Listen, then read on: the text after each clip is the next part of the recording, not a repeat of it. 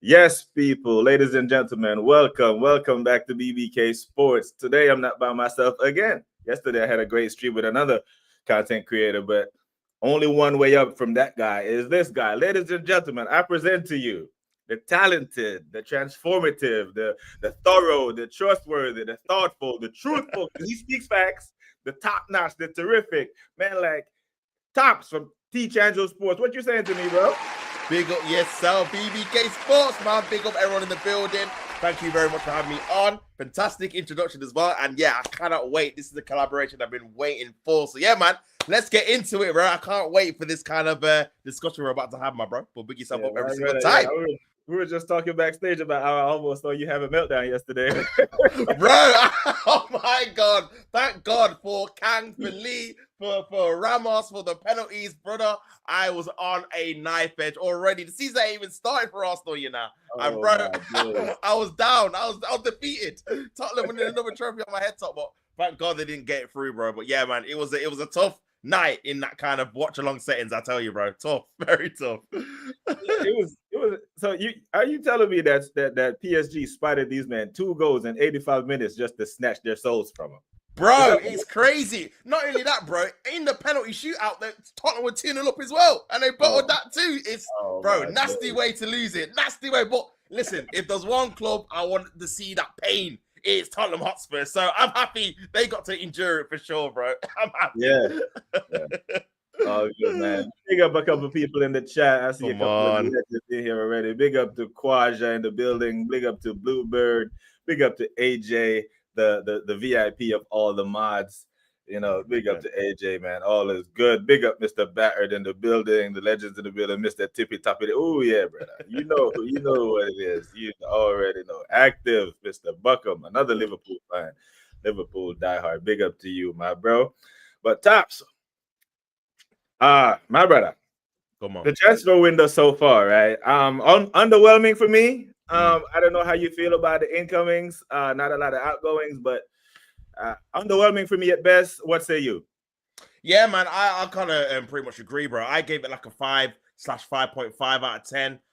Just for the simple fact that we got Gyökeres in, and that was a striker I really, really wanted that was available on the market at the current time. I didn't want Sesko because I feel like for us in this project, like we can't be going for, well, I say quote unquote project, but for the stage that we're at, we should be going for ready-made article players, especially in that front line, considering we've neglected it since probably Aubameyang left in 2021 or whatever it was. So yeah, for me, I wanted the quickest way to a finished article you could think of. And with Gyökeres, the amount of goals he scores, the fact that he's been consistent the last 2 years in Portugal, and not only that, internationally, the fact he scores in the Champions League as well. I think he got 6 goals in 8 games for Sporting last season. So yeah, he was someone that I was really eyeing up. So I was really, really pleased that we actually got him through the line. And obviously, Zubimendi is one of those ones where, because of how Arsenal obviously portrayed it, the fact they kept announcing it every time we were go out to Man United in the FA Cup or then PSG in the Champions League, it kind of lost its kind of aura about the transfer, even though I'm still happy we've got him because he's a fantastic player. But I feel like Arsenal's, that was kind of their fault in terms of how they kind of let the fans not really take it in as much as they probably should have, because we're just sick about hearing about it. We just wanted it over the line and just moving on to someone else, in like the position that we needed. So yeah, bro, apart from them two, you look at those kind of two players that are going to come in, hopefully, into our starting lineup.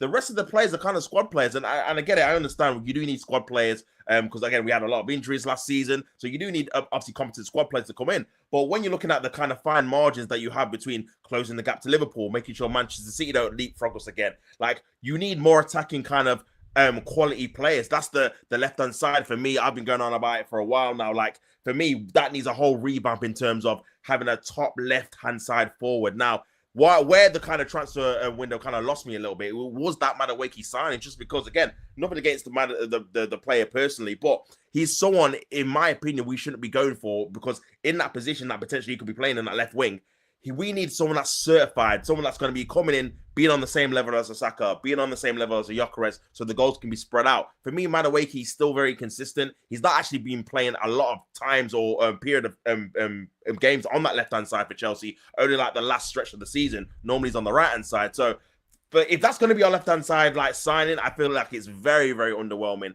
again, this is kind of the statistics you're seeing here in terms of obviously Madueke. Look at the starts as right wing 26. Look at the starts as left wing 7. No goals on the left wing as well. And this is supposed to be the guy that's going to come in and literally be on the same level as Saka. That's what Arsenal fans were talking about when we were talking about that left hand side signing. Sorry, we wanted a narrative for world-class kind of player. Do you know what I'm saying? So you can ease the burden off a little bit of Saka. But at the minute, that's a project kind of signing. That's someone, for me, if he was going to be the backup to Saka, then cool. Obviously, I'm still not happy we paid £52 million for him because for me, it's way too much money. But if you're going to get him in and get a creative 10 and a left winger, then cool, whatever. You've now got backup to Saka. We've got someone that can play on the left wing if we're really desperate, but he's not going to be our main left winger. At the minute, it's looking like he's going to be our main left winger, or you're going to be seeing Martinelli or Trossard. More probably Martinelli. Looks like Trossard might be out the door. And for me, bro, I can't do another season with Martinelli. Like, you know what you're going to get with him, especially with the tactics, bro. I'm sorry. You know what you're going to get, bro. He's going to go on the left-hand side. He's going to be 1v1 with his defender. He's either going to run out for a corner, run out for a goal kick, or not do anything productive with the kind of ball in possession. And it's going to be recycle and repeat, bro. We've seen it about 3 seasons now, or 2 seasons at least. So for me, bro, we need someone on that left-hand side that's going to come in and be a game changer still. Because at the start of the season, a lot of Arsenal fans were saying that the 2 most important positions is the striker and the left. That attack needed upgraded tenfold. We've got the striker in. Now it's time for the left-hand side, that left winger. I don't want to see this transfer window end and we're still having to play Martinelli, or we're hoping that Madueke is going to do something crazy, which is a lot of fans are doing right now. Just another hope kind of mission. We did this with Sterling. Lastly, these people don't learn. We've done this before with Sterling, bro, and look how that turned out. I'm sick of these kind of hope projects. We need someone that's going to be as close, as ready-made as possible. And then we can go into the season and try and obviously do what we need to do to try and win a trophy, because we've not won one in 5 years. So, yeah, for me, bro, I say underwhelming. Again, I'll go through over the signings. Like I said, Kepa, again, I'm not a fan of signing from Chelsea players in general. I feel like we need to cut that relationship high and dry. We've got no real good success from there, really. So, yeah, I'm not a massive fan of that. But again, backup keeper, cool. We can put that to one side.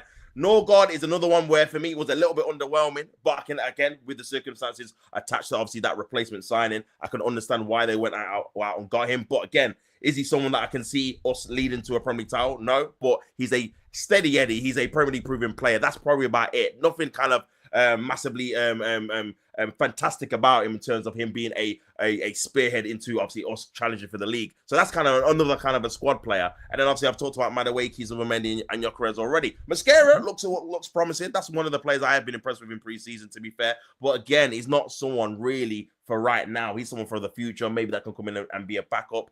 But yeah, bro, I feel like, again, the positions that we've covered, obviously, I've not got a problem with it. But for me, bro, I still want 2 players. I still want Eze personally, or an attacking midfielder, if it's not going to be Eze, and a left winger on that left-hand side. If it's not Rodrigo, pick a Leao, pick a Anthony Gordon, pick someone else on that left-hand side who's going to be better than Martinelli and Madueke, and then we can go from there. If we don't get those 2 players, I'm still going to feel like we're still a bit short, because it will only take one injury away from said player to when we're playing back the same kind of attacking team that we had last season. So, yeah, man, that's kind of my thoughts on the whole kind of transfer window. For me, 2 more attacking players, and then we can go from there. And we need to kind of sell some players as well, bro.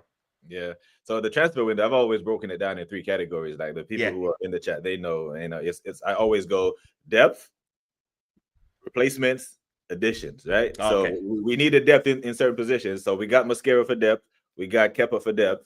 Zubimendi was a replacement because Partey had to Partey, right? Yeah.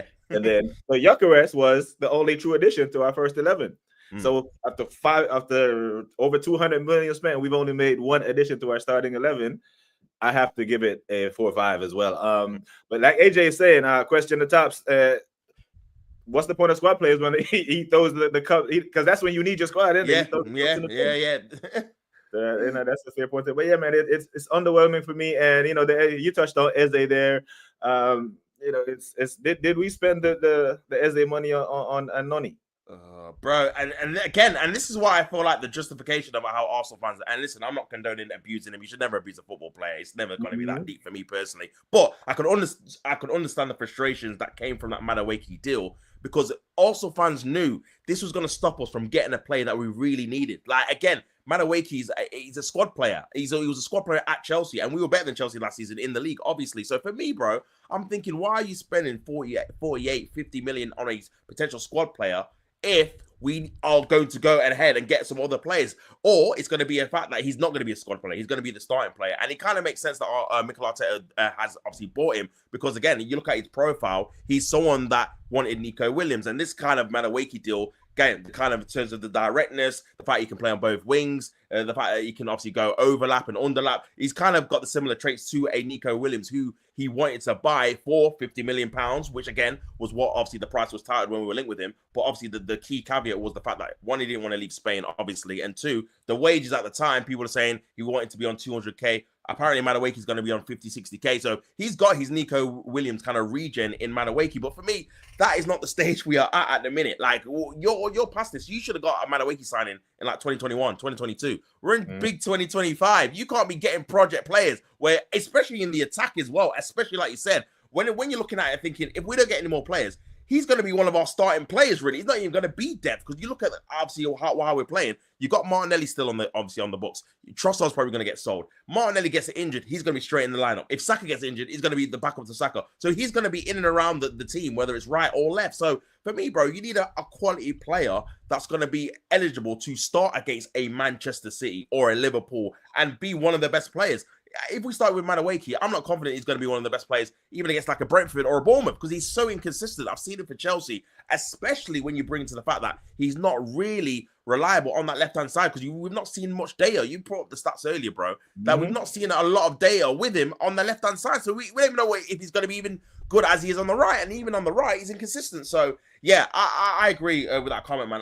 That's the kind of frustration for me. How can you spend that much money on a player when we've got all the kind of positions that are urgently needs? They need addressing, bro. For me, that number 10 position, I know we've signed Ethan to a new deal. And again, I'm happy we've signed him because I think he's a quality player. But for me, bro, that shouldn't stop us from getting another player in that 10 position. Ethan's 18. People need to remember, he's 18. Like, he's not like he's 21, 22. He's going to be, bro, there's a lot of time for him to develop. He still needs time to develop. Like, again, he's very at a young age in a position that's very specific in terms of you need to have a lot of experience when you know what kind of positions to pick up, kind of pockets to obviously fill in and stuff like that, how to link up play, runs you need to make late on in the box. And obviously, Ethan's got a lot of learning to do in that position, which is fair enough. But again, that learning doesn't warrant, in terms of my opinion, like, we need someone that's ready-made now, because with the position we're in, pressure is on. We need to be winning trophies. You're seeing every Tom, Dick, and Jabroni getting trophies, bro. Every Crystal Palace, Newcastle, Tottenham Hotspur winning trophies, bro. And Arsenal, who with a team more than capable of winning trophies, are not winning anything. Not even a Carabao Cup, like nothing. So for me, bro, I feel like, again, adding to our current squad, like you said, we've already actually added obviously Victor Gyökeres into our own like team in terms of squad wise, and we had one of the lightest squads in the Premier League last season. So for me, that doesn't really make much sense either. So for me, bro, I think, again, add 2 more players in those attacking areas and get rid of some of the players that are not going to be a part of the squad. We know Fabio Vieira is not going to be a part of the squad. We know Lokonga is not going to be a part of the squad. We know Carl Hines is not going to be a part of the squad. These are players in and around the area. Reece Nelson as well. We need to kind of get these guys gone. Zinchenko is another one. Like, for me, we need to make sure we get those guys kind of gone. So when you look at the bench, every player has a bit of obviously usefulness in terms of, they can make an impact when they come on. At the minute, you've got a few people that, he's never going to trust Reece Nelson to come on. He's never going to trust Vieira to come on, even if they're on the bench. So just get rid of him. There's no point having them in the squad. They're just taking up a place for a potential youngster, like a Max Dowman, for example. He can literally take their spot and have more of an impact, man. So, yeah, I agree, man. I still don't get I can't get my head around the Madueke deal, sorry. And for me, bro, I feel like if we don't get a left winger and an attacking kind of midfielder, that Madueke deal is going to have a lot of pressure on it in terms of how Arsenal fans analyze it. And they're always going to say, we could have got this play, we could have got Kudus, we could have got Eze, but we ended up getting Madueke. And yeah, it's going to, that transfer is going to be very, very hard for it to obviously get to a certain potential where every Arsenal fan's going to be happy with it, because they're just going to think we could have got better players for the same price, bro. Yeah, I hear it. Now, big up to the chat and every single one locked in. I should have briefed you on this, but over here at BBK Sports, we have this one guy that comes in and hijacks the chat every day, and we have is it in the same way?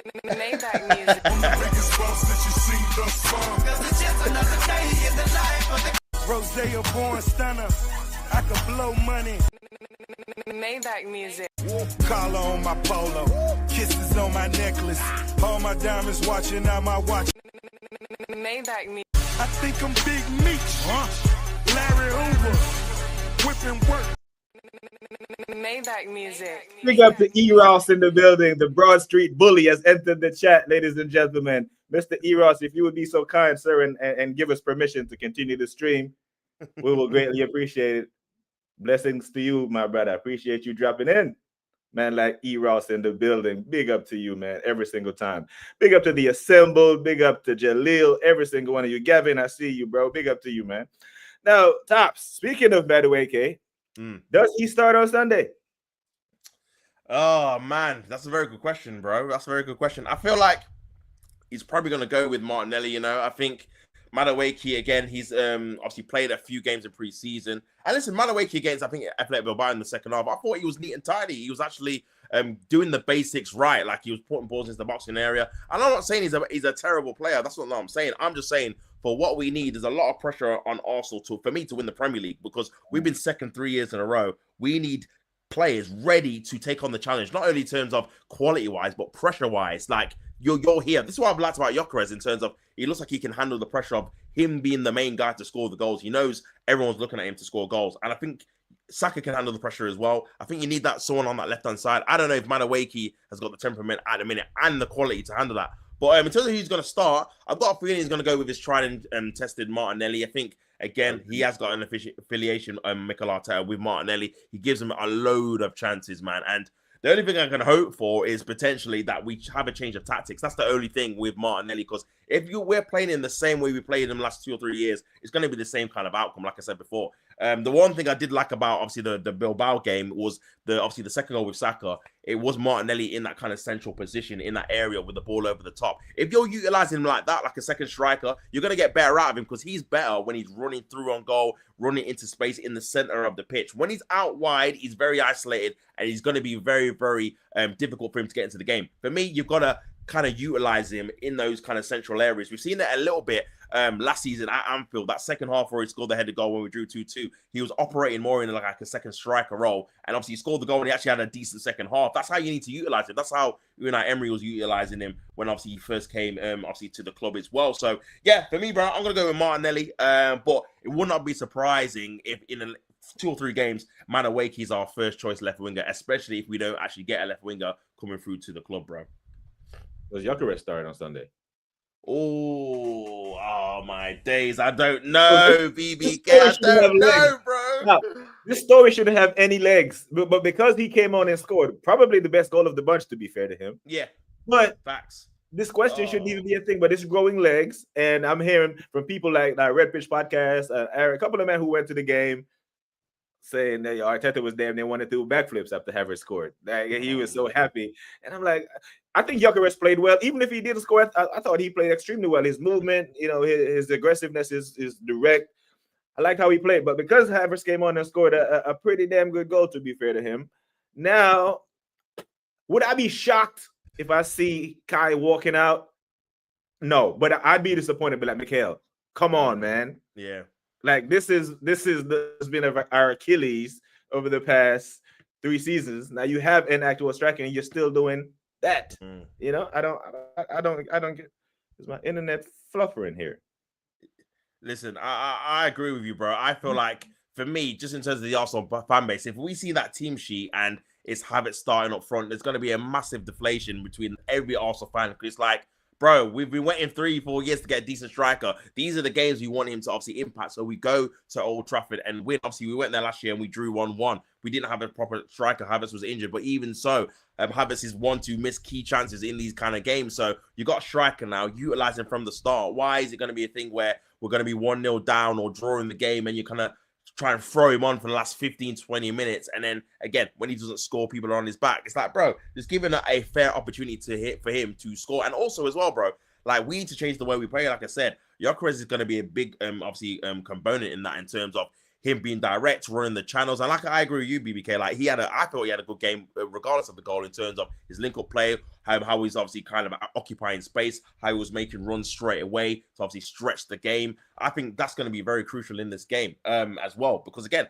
Man United are pretty used to, especially Ruben Amorim, he's pretty used to how Arteta sets up with a false nine at Havertz. He knows he just needs to sit back, be obviously be compact and tight in terms of his defensive shape, and hopefully they kind of nick a goal on a set piece or from a moment of brilliance from Bruno Fernandes or one of their attackers. But I think when you have Zubimendi and you got a Gyökeres, there's a chance there to change your tactics, so you kind of surprise the opposition where you don't really know what they're going to do, kind of thing. And I think that element of surprise might give us an edge in this game. But just to answer your question, bro, I wouldn't be surprised if Havertz starts, man. It's one of those ones where, because you know Arteta's got his certain favourites who he plays when they're in good form, when they're in bad form, until you physically see it with your own eyes that they're on the bench, it's very hard to kind of justify predicting they're not going to start the game. Similar with Odegaard, similar with Martinelli, similar with Havertz. These are kind of the main guys who, whether in good form, bad form, he just plays regardless. So until you see it with your own eyes, bro, I'm going to be obviously skeptical whether Gyökeres is going to start. So I'm probably going to go with Havertz, my guy, to be honest with you. But if he dares, but then again, right, I would not be shocked. Yeah. Big up to my brother, the Waffle Don. Big up Waffle, man. Appreciate you becoming a member of the channel, my stream partner in crime. You didn't have to do that, bro, but you know it's love. You know it's always love between me and you, my bro. So big up to you. Now, Tops, there's an elephant in the room, my brother. I know you touched on it on your platform, but Tony the Great had some words for our manager and our captain, and I've seen him starting to get to some backlash from the so-called top gooners, and part of me is sitting there thinking like, well, wait a minute, every top gooner has an opinion. You have one, I have one. Tony can't have one. What are your thoughts on the Tony Adams thing where he's speaking about the captain and winning with this captain and this manager? Yeah, I think he was spot on in terms of what he was saying, because again, when he's talking about the captain and obviously the manager, he's just going off facts, bro. Like this captain, Odegaard, has never actually won a trophy with Arsenal since he's been the captain. Arteta has not won a trophy. Sorry to cut you, but big up to Anfield, the Red man. Big up. Man. Big up Anfield, man, as always. But yeah, like I was saying, man, he's not won a trophy as a captain, and Arteta has not won a trophy with Odegaard as the captain either. So when you're looking at those kind of obviously the facts that he's stating, bro, he's spot on, man. And I think every Arsenal fan knows deep down, if you had a choice between who would be the captain, Odegaard or Declan Rice, I think everyone is picking Declan Rice just because verbally it just screams captain. He was already captain at West Ham anyway, but just how he performs, his demeanor, how he obviously communicates as well, he just seems like a captain. He just feels like a captain.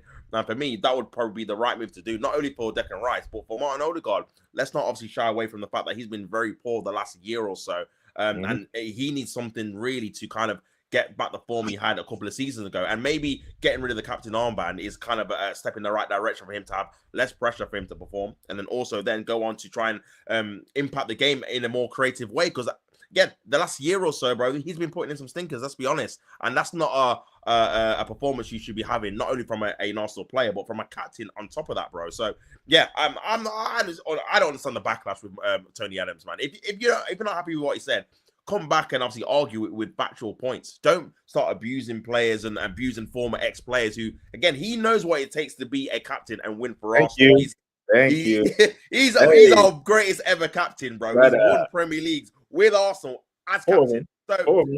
Exactly. So if anyone knows what it takes to be a captain, bro, and win at Arsenal, it's going to be Tony Adams. Let's be honest, bro. So for me, I think people should just listen more and don't just obviously respond because they don't really like where he's going or he's kind of criticizing their favorite player or manager. Just actually listen to what he's actually saying. He's not saying that Odegaard's a terrible player. He's not even saying Arteta is a terrible manager. That's not what he said. He said literally, if Arteta wants to install a winning mentality, he needs to change things within the team, which means Odegaard as the captain, which means how he obviously his tactics and stuff like that, and try and breed a winning mentality so the team is used to getting to finals and winning games. So that's a reasonable thing to say, considering we've not won a trophy in 5 years I don't really understand the backlash from it. When you actually use your logical sense and actually analyze what he's saying, he's spot on his facts, bro. So I don't know, man. I just think people just don't like when their favorites get called out. And I think it's more of a personal thing. But for me, bro, I think he was spot on, man. What do you think about it, bro?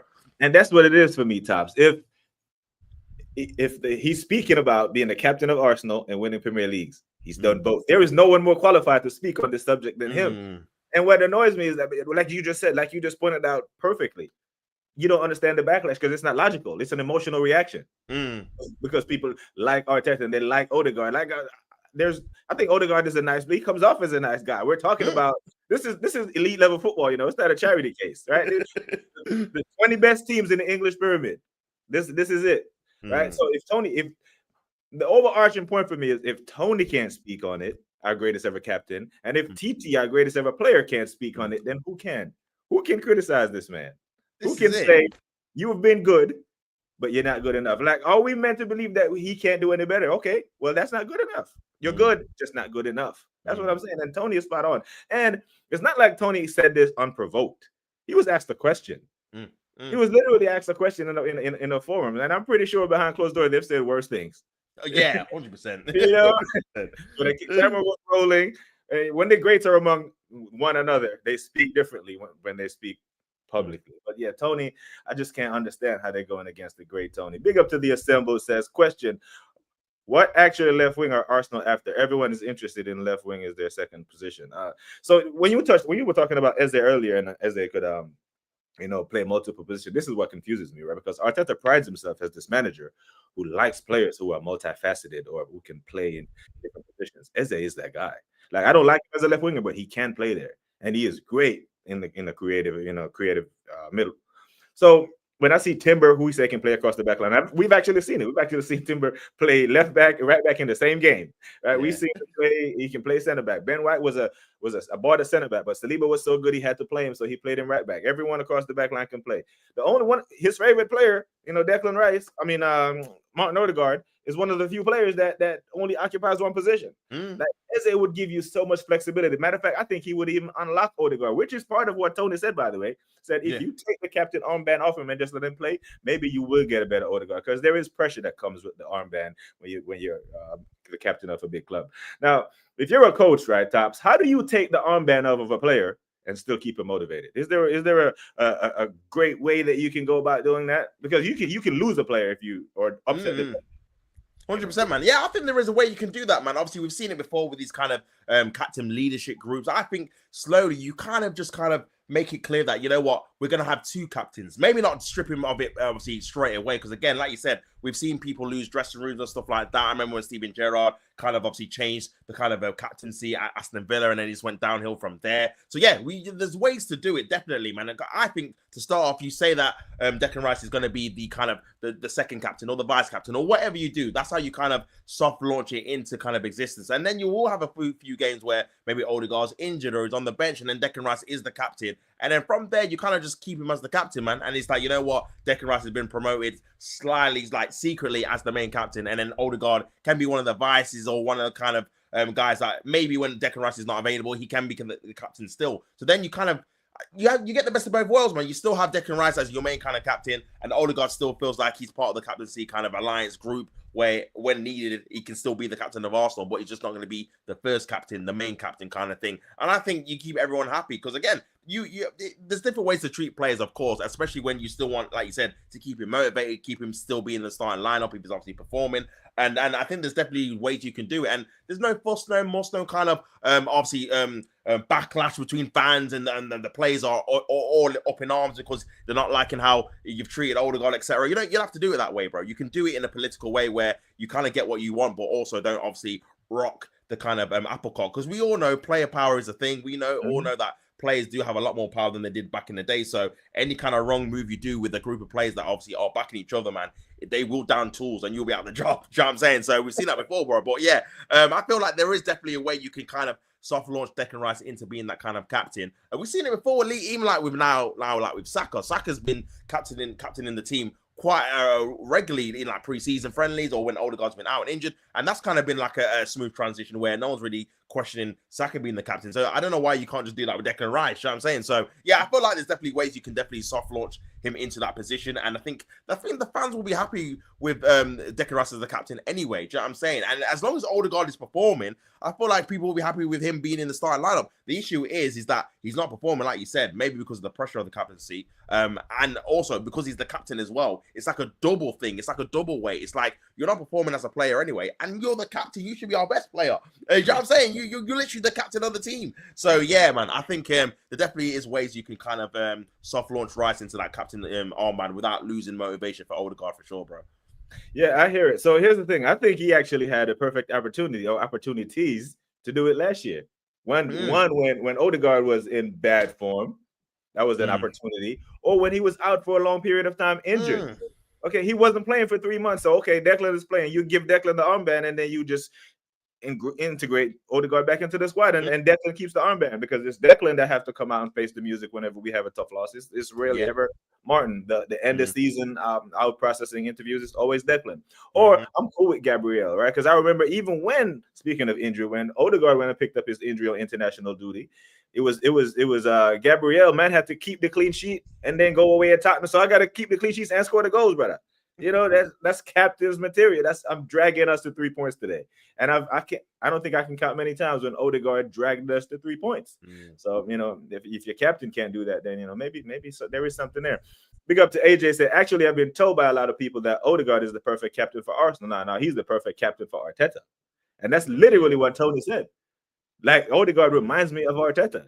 Declan reminds me more of me, because Declan actually won. So you know, I hear it.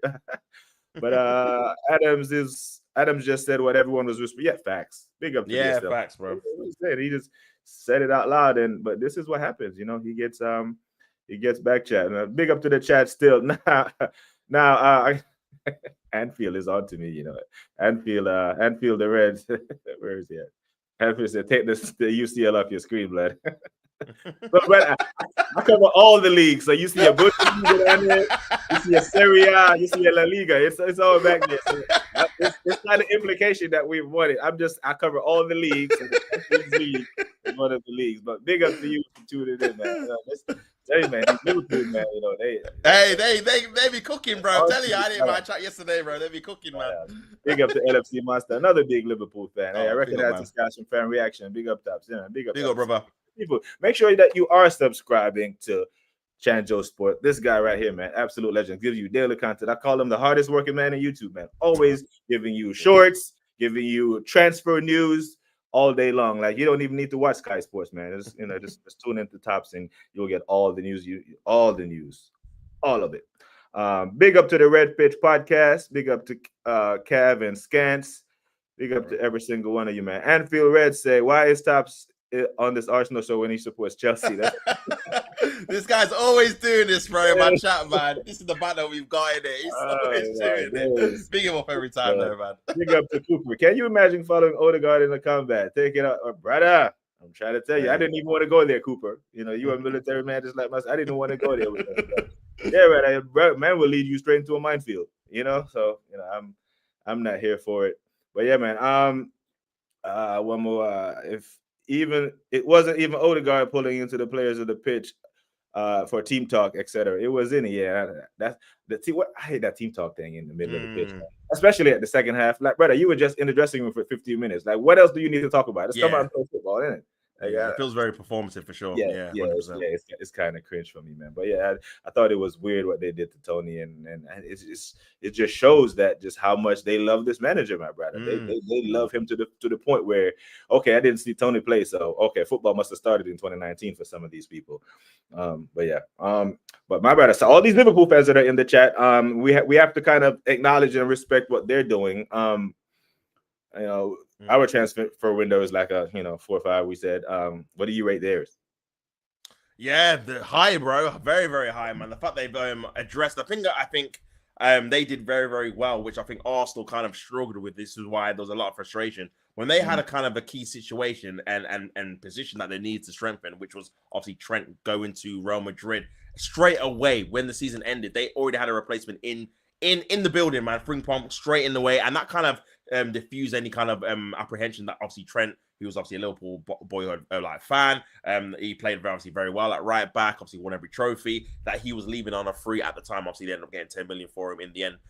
Compensation from Real Madrid. But yeah, I think they did that very, very well. And then also obviously they added on to getting the likes of Kirkes in, which I think is a very good player and someone that can obviously develop as well, very young still. And yeah, the big one obviously at the time was Wirtz.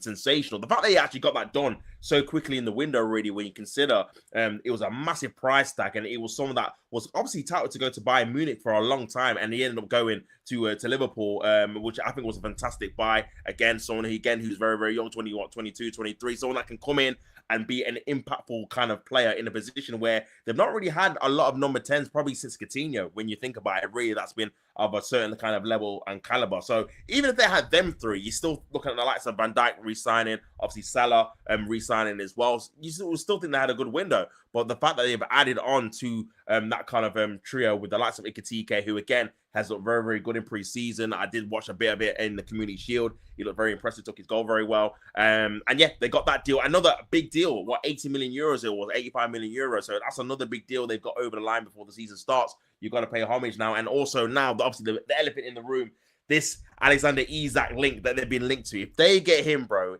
to do that business in one window is absolutely sensational for the simple fact that they would have got two top-tier strikers. They would have got one of the best number 10s in Europe. They would have got very good fullbacks to replace the fullbacks they've got. They've re-signed Van Dijk. They've still got Mohamed Salah, who was the top scorer and the top assister in the Premier League last season, bro. That's a lot of kind of star quality players they've got in their kind of in their ranks, man. So, brother, yeah, I'm probably going to rate their kind of window maybe like a 7 or 8, maybe 8 or 9. I don't even know. If they get Isak and obviously they with Gay as well, bro, that might even be a perfect window for them for the simple fact they've addressed every kind of positions. Speak on it.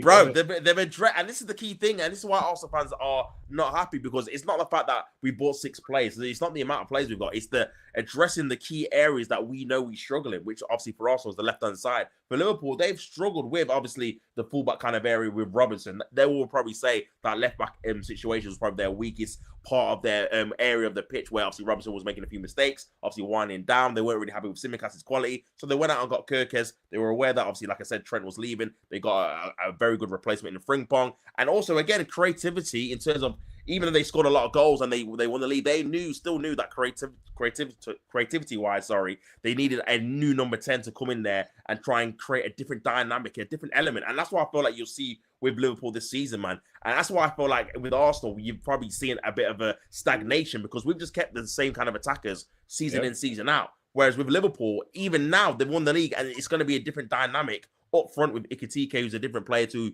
Nunes and Diaz. You're going to have Wirtz, who's a different kind of number 10 to a Szoboszlai, for example. So you're going to have a bit of dynamism in those kind of areas, man. Big up the doctor, as always, man. But yeah, man, for me, bro, I feel like, again, they've probably had a solid window, maybe like an 8 or 9 at the minute, my guy, because they've brought in quality players. If they get Isak, man, it's going to be through the roof for me, because for me, they'll be, I think they're a shoo-in to win the league now already, but bro, if they get Isak as well, man, you might as well put it in the bag, bro. It's done. It's done, my guy. It's done. yeah, if they get Isak. And that's the thing. I think Arteta must have been talking about Liverpool's window when he said goosebumps.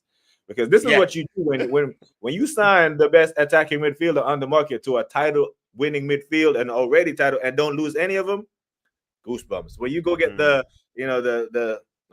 main striker from Newcastle and you go take the striker that they were going to get, and you add Gahey as well, which I've heard that fees have been agreed, terms have been agreed. They're just waiting for a fee. So the way Liverpool have been moving the transfer window, it's hard for me to believe, like when it gets to the point where terms are agreed, that the deal is not going to get done. They have been showing that they are serious about their business, fullbacks, and they're selling. They're moving on players. They got rid of Nunes, the Premier League. Even though he didn't bang last year, he still contributed to it. They sold Diaz. They're selling well.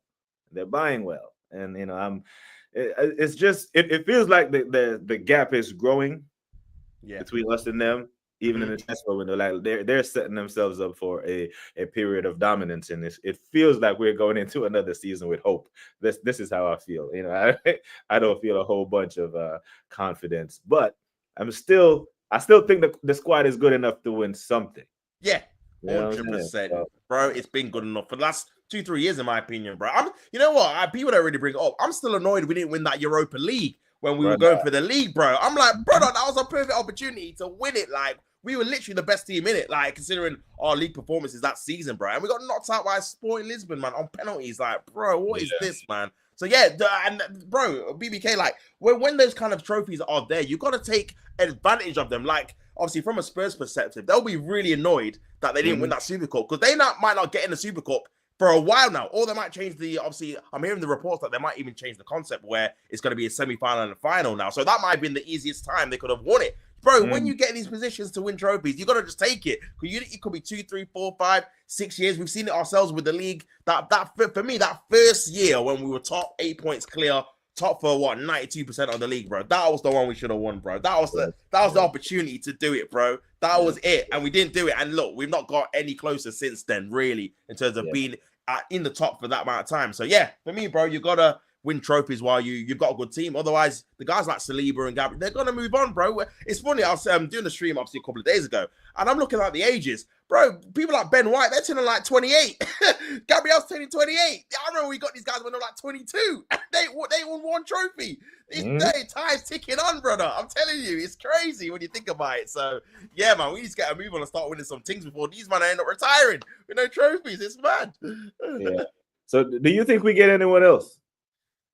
Oh, I'm not sure, bro. Like, again, it's like a head and heart thing. My head is telling me, listen, this is Arsenal. We knew this Madueke deal after we got a striker. That was going to be it. They were our two marquee signings in the attack, innit? They were going to be it. So my head's thinking, bro, we're probably not going to get anyone else. But then I'm thinking, you know what? We need to get someone else. We need to get two, in my opinion, but we need to at least get one. Do you know what I'm saying? Like you said, an Eze who can play on the left wing, which, like, I agree with you. I don't love him there, but if you change your tactics and you play him on the left wing, but he's actually coming in centrally, and then you have like a Calafiori or whoever's in that left back position, keeping the width, which I think we've seen a little bit of that in the Bilbao game when obviously Martinelli was coming inside and Calafiori is obviously going on the outskirts. Then you can kind of make it work with him being on the left wing, because in reality he's more in the kind of central positions rather than being out on the touchline left wing. So maybe you can make that work. But getting someone like Eze would be perfect because, again, you can obviously improve those three positions that we need to improve on. Depth for the number 10, the number 8 position where, again, Declan Rice, as much as I love him, he's not a natural number 8, especially in that left-hand channel. He doesn't like passing with his left foot. He's not a progressive passer anyway. And we need someone like Eze who's comfortable on that left-hand side who can play balls in the channel into the likes of whoever it is, Martinelli or a Gyökeres or whatever. He's someone that can definitely do that on a regular basis. So I think it's a no-brainer getting him. He loves Arsenal. He's played for us before in the academy. Bro, it's a shoo-in. I feel like the price is reasonable as well. Like, again, if you're paying 52 for Madueke and Palace wants 60, for example, I think that's a reasonable kind of price for me personally. So, yeah, I see us potentially getting maybe one more, but I don't know, bro. I'm hearing a lot of talk about sales, and I'm not seeing anyone moving. This is my issue. No one's budging. I'm seeing the same man at Coney. I'm seeing the same man on the bench. Like, what is going on here? You got to get a move on, brother. I know, Berta. Obviously, you've come in, and I get it. The contracts that they're on, they're not your fault. But my guy, you have to do some wheeling and dealing to try and get these guys out the door, because I don't want to be in a position where we could have got Eze, but he's going to Tottenham because we can't sell these kind of players, or we could have got this player, but he's going somewhere else because we couldn't sell these kind of players. And then in the last week of the window, we're loaning these players out. So we've got rid of them, but we've done it so long, we've not got anyone in, because they've all gone to other teams. So, yeah, bro, I'll say, you know what? I'll say we're going to get one more player in. I'll say one more player. What about you, bro? How you feel about this? One more question before we... I don't think we're getting anyone else. I think the window is good for us. But, okay, if you're clear about what you think we need, right? You think we need, about three more players. So 3 players, 3 positions. But if you think we're getting one more, what do you think? Is it a left back? Is it the left winger? Or is it the 10? Like, if you're Arteta now and you're only allowed to pick one position because of whatever reason, but with whatever the reason is, you can only have one in those 3 positions. Which one are you prioritizing? I think that's a very cool question, man. I think left wing personally. I think we need some. like I said, I can't have Martinelli on that left wing again. I can't do another season of him. I can't, man. I'm having nightmares already. It rolling out of play at Old Trafford, it rolling out of play at the Etihad. Like, bro, for me, bro, we need to. Because the thing is, as well, BBK, like, we've been wanting a left winger since we were linked with Mudryk. That was so long ago. That was to the point where he's gone to Chelsea, done what he's obviously done what he's done, and he's not going to play for Chelsea again. So that's how long ago it's been since we've needed to strengthen that position. You could argue the likes of Ethan Nwaneri, even though, again, I think we need someone a bit more experienced there. For right now, to try and win the league right now, we definitely need someone more experienced there, in my personal opinion. But if you're going to use him as the backup, then use him as the backup. Do you know what I mean? Don't be like he's 18, we can't use it. If Odegaard's dropping stinkers, he's out the team and Nwaneri's starting. Like, that would be my kind of thought process. Whereas with the left wing situation, you know what Trossard and Martinelli are going to do. Madueke, you're kind of guessing that he's going to be this magnificent transformative player in a position that he's hardly played in compared to the right-hand side. So for me, bro, you use Madueke as kind of the backup to Saka, because I feel like you are going to have to rest him a few more times than you did last season with him having a hamstring surgery. You cannot flog him for 60 games, as well as there being a World Cup at the end of it, bro. Otherwise, he's going to end up missing the tournament because he's going to be injured. So, yeah, for me, I personally would get a left winger. So we have a fresh front three. So we've got Gyökeres. I say fresh, but you know what I mean. Saka as a top level kind of right winger. Gyökeres as the centre forward, and then a fresh left winger. And then we go from there and see what we can do. And if, like I said, if Odegaard's not pulling his weight, you put Nwaneri in and see what he can do. Or Max Down is obviously available. I know he's 15, but someone that can provide a little bit of dynamism, something a little bit different that players have not been obviously mentally prepared for, like we've seen in pre-season. They didn't know obviously how to handle him because he's 15. So yeah, I think potentially you've still got other creative players maybe that can fill in, even though ideally I would want obviously Eze as well, bro. But yeah, I'll say left winger, my guy. Yeah, I agree. And the thing with the Martinelli thing and the Madueke thing, now people ask me like, what do I want? And I always just go back and tell them, man. I know it gets boring to them because I keep saying it over and over, but I said, Robert Perez, that's the level. That's the level that I need for me to be comfortable. Because I think Rodrigo is the closest to that, right? We haven't had the left winger that get up out of our seats since Alexis. You know what I'm saying? Like when that guy got on the ball, we knew a big chance was coming if not a goal, right? Martinelli, Trossard, Madueke, none of them are nowhere near that level. You know what I mean? And that's the level that I want again. I think Rodrigo is the closest that can get us to that level. But you said something very interesting there when you said fresh. The squad doesn't feel fresh to me. You know, it doesn't. So if it's not fresh, that means it's stale. Right? And if it's stale, that tells me that the players are gonna tune out. Then it's very difficult to motivate people when the voice is stale. That's why we're hearing reports now. If the manager want the what's that thing? The tunnel removed, so when they train. Or the roar when they walk out can be louder. It's all these tactics that he's using to motivate the players tells me that he's running out of ideas to motivate this bunch. Because there's only one thing that changed at Anfield last year was the voice. It was the same team. Chiesa signed, he never played. I think Chiesa played less minutes than Nwaneri did, and we were begging for Ethan to play more minutes. and Slot has never coached these players before. Don't know who they are. Came in just a new voice. That unlocked Gavin Birch and made everyone, give a little bit more, and they walked the leagues in our Arteta. But coming out of the preseason, right, there was a lot of talk about Max Dowman, a lot of talk about Ethan's re-signing and all that stuff.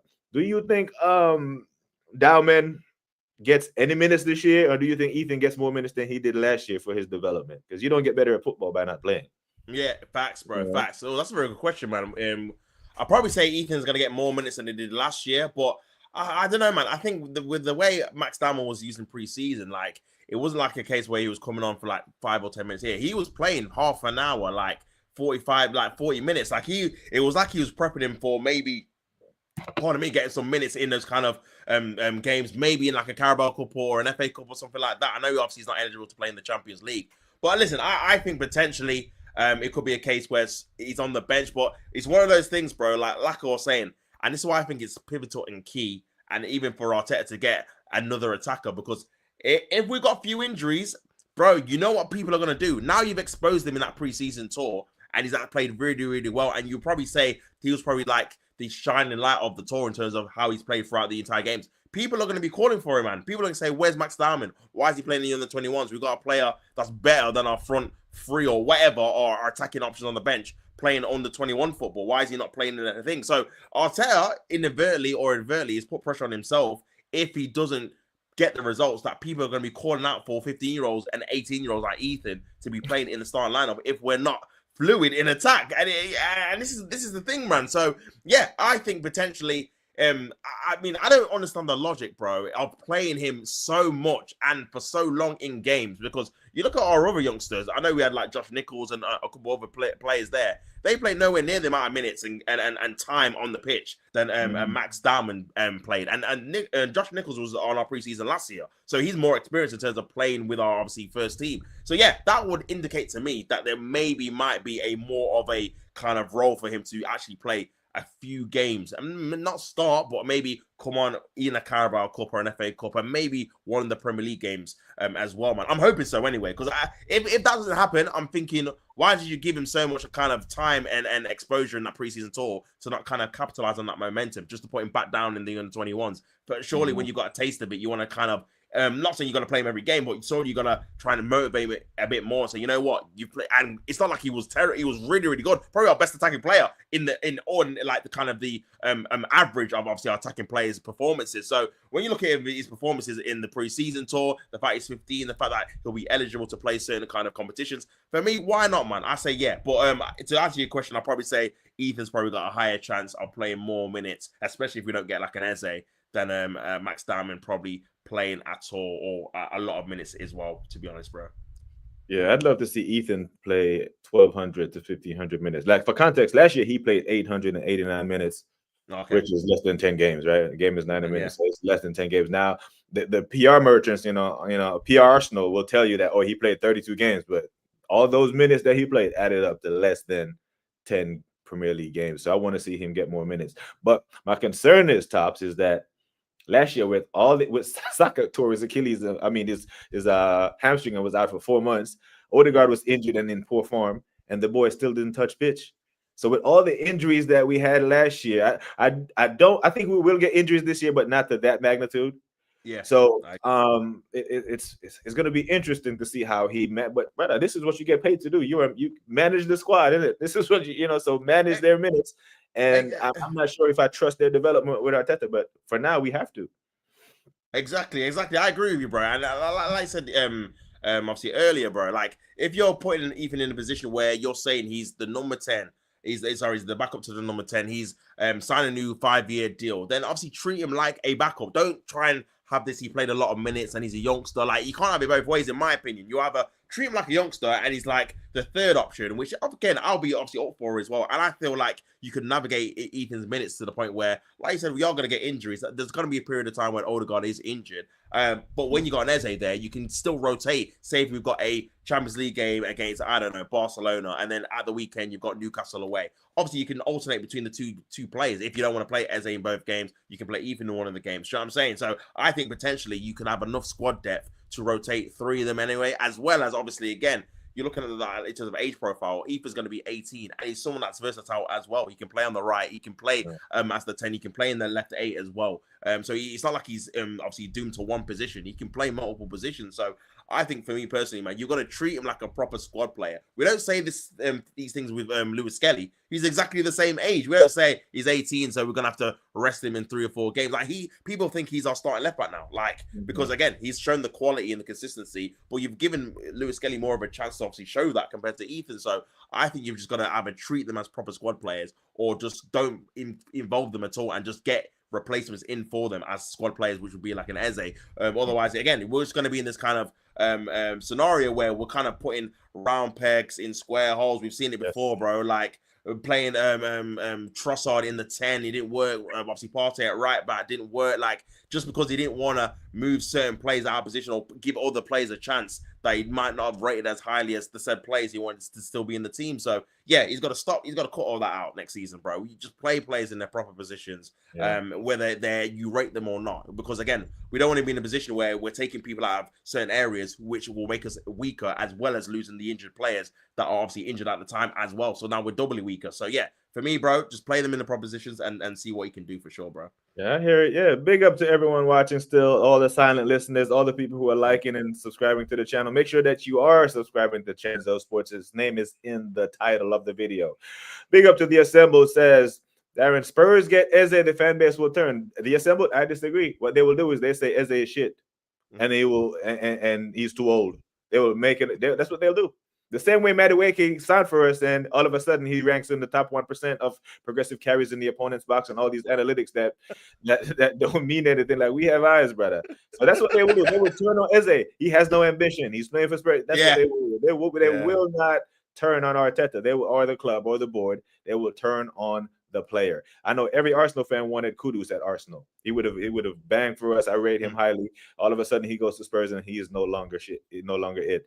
Diamond can't play until he can't play Champions League until he's 16. He can play in the Prem. And I don't think he can be loaned out until he's 16 as well. So big up to LFC Monster. Yeah, big up to every single one of you, man, that are locked in, man. Big up to every single one of you. It's greatly appreciated. We do this. You guys make it go. The show is for you. It's talking about Dalman and in Rio. Okay, big up, man. What do you think of that Rio? Have you seen him? That Rio, that Liverpool, they're making a lot of noise about that Rio, you know. Yeah, he looks all right. I seen a couple of goals he scored. He looks all right, you know. I can't lie. They might have a little bit of a Salah replacement, sorry. So he looks all right as well, 16-2. So yeah, a few youngsters coming through the ranks, man. Yeah. But the thing with Eze for me, right, Tops, is earlier on in the video I asked you if can you tell me with certainty right now that you know who's going to start leading the line for us on Saturday? No, bro. Like I said, right?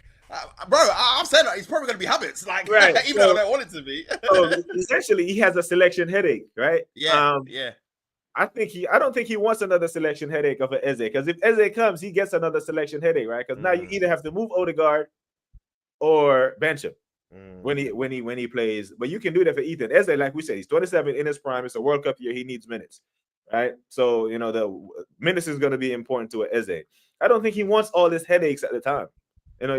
He wants good guys that won't upset the locker room. But I think Gyökeres is going to give him a selection headache up front, which I like.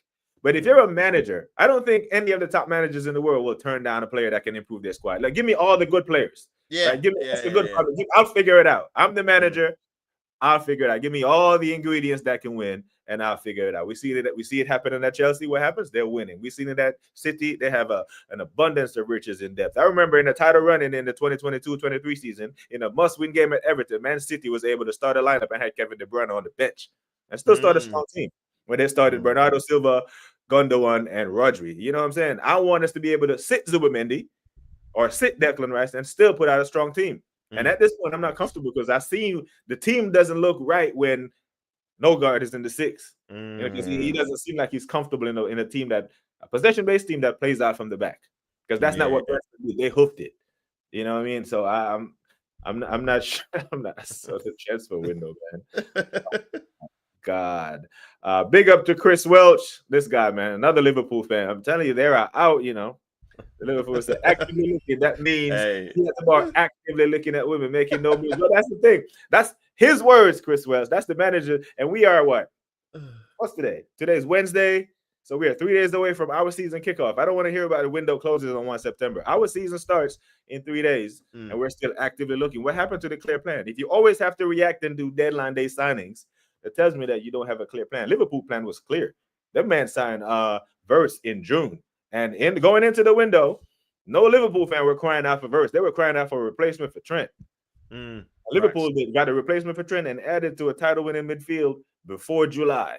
And we're supposed to be trying to catch them. They were moving like a team that's trying to close the gap, and we're moving like a team we already had the league title. Yeah, facts. And the thing is as well, what you said, BBK, is like, it's not like we've got easy fixtures as well. We've got Man United away. We won twice in 18 years. We've got Liverpool the third game of the season. We ain't won there since 2012. These are tough games in any part of the season. Never mind the first three. Then you got Manchester City at home. Then you got Newcastle. Bro, this is crazy start. So if any season there was a time for us to really have the full article, the full team be fully prepared, it's this season because of the fixtures. The fixtures don't allow you to be walking around thinking, can we put him here? Havertz can start this game. No, we need a proper team. Otherwise, we're going to be 5, 6, 7, 8 points behind whoever's top of the league, whether it's Liverpool, Man City, or whoever. And again, we've seen it last year. We can't chase, bro. Let's be honest, man. We can't. We're behind. It's a wrap. It's done. So we're gonna be in and around it, maybe 2 or 3 points behind at maximum best. When it starts to get to 5, 6,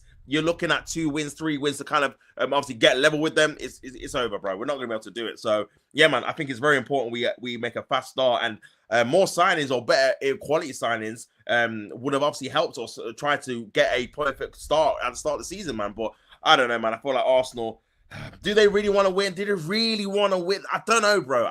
What do you think? Do they really want to win? I don't get it from them, bro. Yeah, I feel like they're just content to compete, to be in the mix. You know what I'm saying? Yeah. So, That's a good point. Do they really want to win? They say they do, but if that's what they say. But if I watch what you do, I'm more inclined to believe exactly two intentions based on what you do. And if we're looking at how the two clubs are moving, I see Man City. So last season, the beginning of last season, Manchester City thought they could get one more season out of Gundogan, right? And they brought him back from Barcelona and realized immediately it's not working. And in the middle of the season, at least they tried to correct it. They went and got Nico Gonzalez and signed they tried to correct it because they realized it wasn't working. Right. So essentially, they signed a whole bunch of players, and they were having a preseason in the middle of the season with the new players. They signed 3 players in January, spent over $200 million trying to correct the mistakes that they made in the summer. So I see what they do. Okay, serious about winning. And this is a team that won 4 Premier League titles in a row. If it was a team that could afford to take a season off or tell their fans to be patient, it's them lot. But they didn't. They were like, no, we made a mistake. We're going to try to fix it. No, Arsenal are saying we want to win, but we have needle movers like Rodrigo and Eze that aren't in our squad. I believe if we are turning up on Sunday at Old Trafford with a starting lineup of Rodrigo, Saka, and Gyökeres, I believe most Man United fans aren't sending me the text messages they do last week. Facts. You know, Facts. It's true. I think they'll be a little more reserved with their chest. Yes. Like, the fact that it might be Kai and Martinelli. No one is losing this. I see John Terry, who is a highly respected defender, right? Do interviews and say, brother, when we were playing Arsenal, but we know we have a long day tomorrow. We got TT. We know we have a long day. I don't think defenders do that for Havertz. I think see Havertz turning up and be like, we're not losing any sleep, man. Let's move out his way. He'll tackle himself. You know? But I'm saying all that now, but I still have to big up Kai because, brother, I was so impressed when he absorbed contact and didn't fall over. Listen, brother, I don't know what he's taking, sensu beans or whatever limitless pills, brother. This guy, the serum, the Captain America serum, I don't know what he's taking for that goal. I was shocked at my watch along. I was like, right, man, scored from that. I was like, you know what, fair play. Listen, he's not a player that obviously I wanted at the club. And again, I feel like potentially we'll probably have to move him on at some stage. But give credit where it's due, man. Even though it's pre-season, that's probably one of the best goals he's scored for us, to be honest with you. Because again, it's one of those goals where it took a lot of strength, a lot of pace, a lot of precision in terms of temperament as well, and the timing of to when to obviously shoot in the corner and put it past the keeper. Fair play. Listen, if you're gonna get a better Kai Havertz out of getting Gyökeres, then listen, that's what we always want. It's not about individual players. It's about Arsenal winning. That's what I always try to hammer down. I don't care who the manager is, as long as they win. That's it. Yeah. If it's Arteta, then cool. Like, whatever. I'm not bothered. Like, for me, bro, I just don't like this idea where you have to just stick with someone, whether it's players or managers, just regardless, because Arsenal have employed them. I don't think that's the right way to be. I feel like it should be on a performance basis. Like, if you're doing the job, then you stay at the club. If you're not, you get moved on and you bring in someone that can do a better job. Simple as that. I'm not in this 3, 4, 5, 6 years without any kind of substance of you actually getting closer to the finishing line, whether it's not just about league positions, because I feel like, again, people use that kind of metric in terms of, well, we've had Manchester City to face, we've had this guy, but we've had other competitions. We've had FA Cups, we've had League Cups, we've had that Europa League that I said, we've had Champions League. There's other competitions you can win without winning the league, which could be a successful season because you've picked up silverware. And Arsenal have not done that at all in this kind of 3 or 4 or 5 years where they've been a good team. So yeah, man, for me, bro, I feel like, again, you want the best for the players and you want the best for the team as a whole, because we're Arsenal fans. We want to see our team win, but sometimes you got to call it as you see it. And then when players, like you said, are not up the standard of a Robert Pires or a Tony Adams, these guys won trophies. So when we were mentioning these players, it's because we know what it takes to win. These players know what it takes to win. That's the level you need to be at for us to be the best team in the country. So when we're not seeing that, we're going to obviously question it. So yeah, that's my kind of 2 cents on the whole matter, my guy. Yeah, the thing is, like, Kai looked like he made up his mind at the halfway line. Said, I'm going to score. Yeah, I'm going to do this. Yeah, I've never seen him run that fast in his life. And once I see him absorb that contact, I'm like, okay. Now, in this capacity, Tops, I actually like Kai in this capacity where we're 2-0 up, you come on and you kill off the game. Because if it's a 0-0 game, pressure, or if it's we're down 1-0, I'm not confident that he scores that. I'm not sure because I've seen him in tight games before put it wide or pass it. So in that capacity where we're leading and the team is high flying, he can come in and add to. So I'm here for that. So if we're up 2-0 at Old Trafford on Sunday and the 75th minute, I see number 14 goes up on the substitution board, I'm calm. Okay, guys, come on. Show us what you can do, right? Because you're a highest paid player and you're at the bench. Chris Wells said Arteta is that girl that wants a relationship at the same time, but doesn't at the same time. But it's food swing, Yeah, it's kind of like that person who wants the omelet but don't want to crack the eggs. Yeah, that's it. That want to put in the word. Yeah. You know what I mean?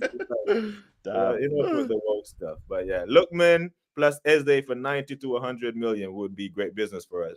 LFC for Arsenal. Yeah, and that's the thing, right? Because we paid 48 million up front for Madueke. Real Madrid want 80 for Rodrigo. You want to tell me the Arsenal Football Club who've made over fucking 600 million over the past just off Premier League pay, I don't have $32 million laying around. That's Rodrigo money. I'd be comfortable because here's the thing: if you add up Martinelli's pace with Trossard's tech, you probably have a Rodrigo. Right? Yeah.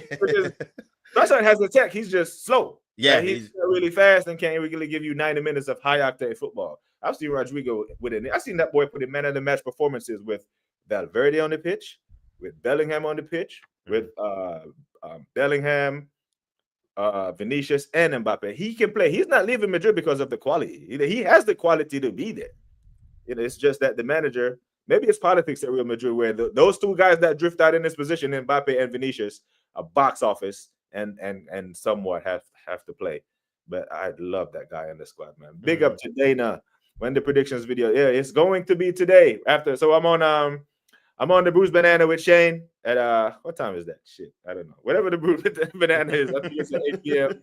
After that, that's when I'm gonna do my predictions going in for the show. But big up to Dana every single time. Guys, Havertz has never scored a clutch goal for us to break a tie to take us from behind. I think he did score against Brentford one time. Yeah. Brentford. Better. Yeah. I think that was it. Home and away. I think he did. He scored 2 headers, didn't he? Yeah, I remember. Yeah, it was 1-0 at Brentford or 2. It was a very tight game. And 1-0 at Brentford, and then on his again. Yeah, I remember that one. Yeah, man. Big up to the chat. AJ, what happened to Saka? Why I wanted Elise. Elise was a baller, man. Would you have taken him Mbeumo at Arsenal? Yeah, I would have took it.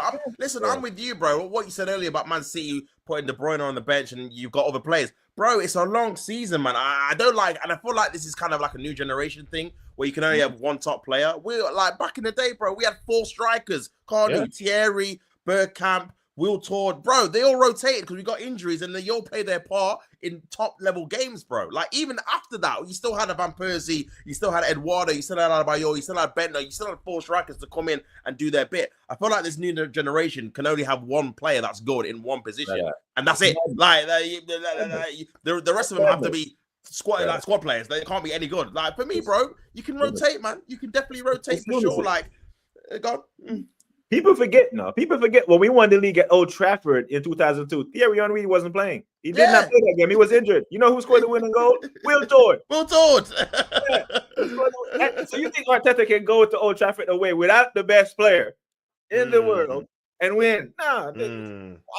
We've seen Manchester United have Wayne Rooney, Tevez, and CR7. Yeah, Berbatov as well, bro. All 4 of them. All 4 of them. But crazy, man. The modern day football is all about analytics. None of it a lot of it don't make sense. AJ agreed, but Arteta is what we have, and he has to raise to level 16. Yeah. Do you see a world where Saka gives us 20 Premier League goals? See, it's difficult, man. I feel like, again, similar to what Salah came out and said about Slot in terms of giving him a less defensive responsibility, and there's no coincidence he's done that.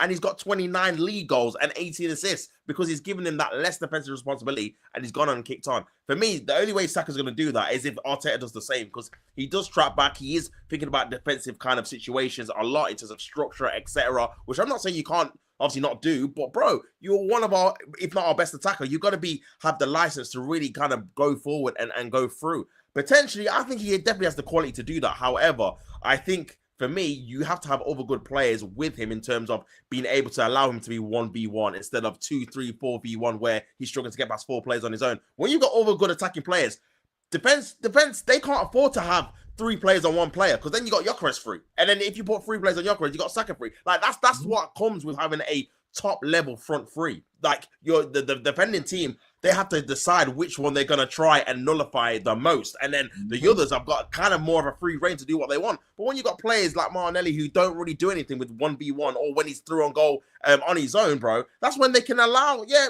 forget Martinelli. We can just he ain't gonna do nothing. Play one on Saka, man, and then we're done. We're sorted. Do you know what I'm saying? So. Yeah, man. For me, bro, I can see him doing it, but the manager has to change. He cannot be so defensive. He has to let the shackles go. And also, potentially, this might not even happen this season because, again, we have to obviously analyze how Saka's going to be as a player after this hamstring injury. Because, again, I have not seen that same explosiveness I've seen in him the past since this injury. I can't lie. Like, the goal he scored against Liverpool at Anfield, where he just kind of caught onto his left foot, bang, straight. I've not seen him do that yet since this injury. He's had good performances, but that kind of explosiveness, I'm yet to see that. So for me, I'm kind of analyzing this season to see how he's going to obviously recover from this hamstring problem, this hamstring obviously surgery, if he has to adapt his kind of game a little bit, and then see how the manager manages him as well, bro. Because again, we're kind of used to seeing him play 60, 70 games or whatever it is. I don't think you can do that this season, man. I think you have to kind of rotate him a little bit because he's going to break down again, man. Like this constant of just playing him all the time is going to be what obviously ruins his career. So yeah, for me, bro, I want to see a bit more rotation and also a little less defensive, obviously, responsibility with him as well, my guy. Yeah, the whole world before the hamstring injury, rivals, even when rivals weren't trolling us and we're having serious conversations, would tell us Saka is overplayed. Saka is overplayed. Exactly. Boy is limping off in the 87th minute every match. First name on the team sheet. And if you ever notice when we play, right, whenever we turn teams over or we break up play and we're in transition, watch the defensive posture of every team. They run straight to the right side where Saka is. Yeah. They assume all the risk with Martinelli. Be like, okay, you can. If he beats us, he beats us. But we're not going to let your best player beat us. And they always run over there knowing that Martinelli is going to dribble the ball off of his kneecap or kick it too far and can't chase it. Dana said, thoughts on the Zinchenko latest interview. So I haven't heard the entire interview. I've heard snippets of him just basically saying, player not playing, it kills me. And I know I'm making a lot of money, but I'm still a footballer and I want to play. Zinchenko just needs to shut up, man. Like, brother, like, he cries too much. He cries too much. It's like Hollywood actors complaining about people bootlegging or pirating them. Man, you still got your money. I don't know, man. Like, the thing is, I don't blame Arteta for not playing him as much as because when man does an interview and says I'm really not a good defender, or when I see Mo Salah, I want to shit my pants. Like, but I'm definitely not going to play you against Mo Salah because now you've given this man a psychological edge over you. But I just you saw the interview?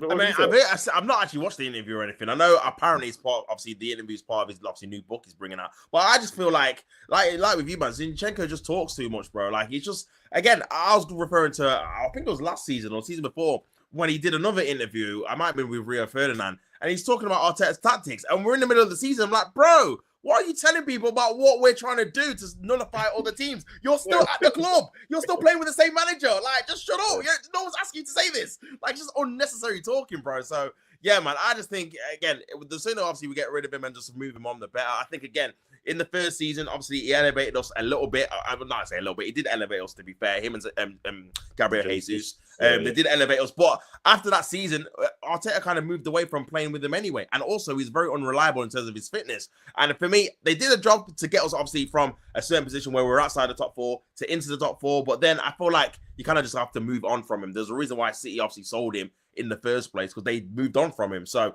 yeah, I think for me, bro, again, I think Zinchenko, he does have that kind of that perception that he does talk a lot, which he definitely does, man. And I think for me, when you're in that certain position, you've just got to try and just keep your head down, just defend properly, because that's where people are being onto you, and just try and do your talking on the pitch rather than every minute you're doing interviews and stuff like that, man. I just feel like it does rub fans up the wrong way, if I'm being honest, man. But yeah, I think for me, hopefully we can sell him this summer and move on from him for sure. Yeah, thoughts on Rodrigo as our top target? No, he can't be our top target. The season starts in 3 days. Yeah. If your season starts in 3 days and your top target still is at another club, then you are procrastination FC. And top Mm. clubs don't do that. No, he needs to be on the pitch knowing his teammates, knowing who likes to make what runs.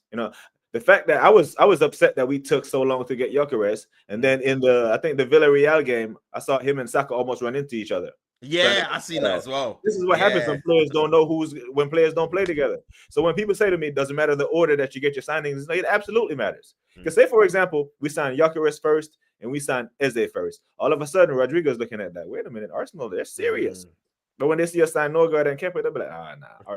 And you said something about, and you said something earlier about Zinchenko and Jesus.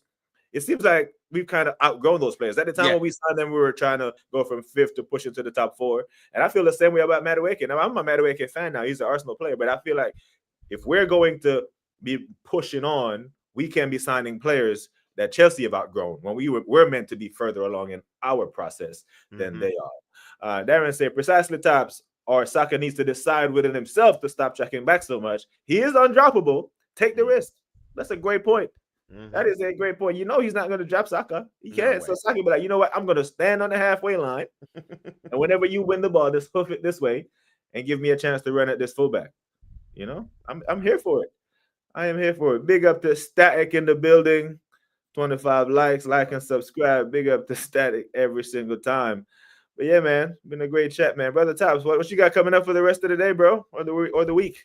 Yeah, man, I'll be back obviously tomorrow on my channel, Tops in the morning, obviously 9 a.m. UK time for obviously all the latest transfers and stuff like that. Like you said before, I do like daily shorts as well, talk about all the different topics and stuff.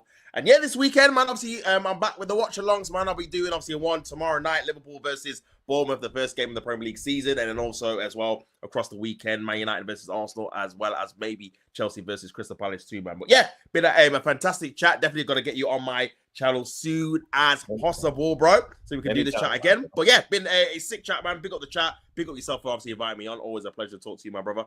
And yeah, make sure you subscribe to obviously BBK if you're not already, man. Yeah, man. So, brother, I respect you doing the watch along. I am not ready for the internet to see me have a meltdown live on camera yet. I don't. Curtis Shaw became a meme ripping his damn jersey. I'm not ready for that yet.